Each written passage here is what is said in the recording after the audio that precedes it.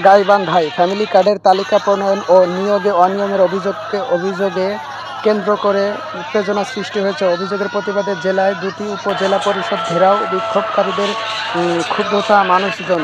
বিক্ষোভকারীদের অভিযোগ, ফ্যামিলি কার্ডের কার্যক্রম যোগ্য ব্যক্তিদের বাদ দিয়ে অনিয়মের মাধ্যমে তালিকা করা হয়েছে।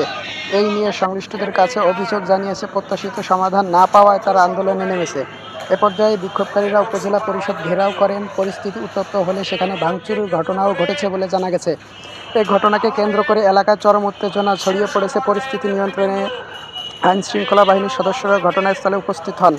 তবে ফ্যামিলি কার্ডের তালিকা তৈরিতে আসলে কোনো অনিয়ম হয়েছে কিনা সেটি তদন্তের মাধ্যমে নিশ্চিত হওয়া জরুরি। একই সঙ্গে সরকারি সম্পদে ভাঙচুরের অভিযোগ থাকলে সেটাও তদন্ত করে দায়ীদের বিরুদ্ধে আইনগত ব্যবস্থা নেওয়ার দাবি উঠেছে। স্থানীয় বাসিন্দারা বলেছে, প্রকৃত উপকারভোগীরা যেন কোনোভাবেই বঞ্চিত না হন এবং স্বচ্ছ ও নিরাপদভাবে ফ্যামিলি কার্ডের তালিকা যাচাই করা হবে। গাইবান্ধা এই ঘটনায় প্রশাসনের পক্ষ থেকে ব্যবস্থা নেওয়া হয় এবং অভিযোগের সত্যতা কতটা এখনও সেটি দেখার বিষয়।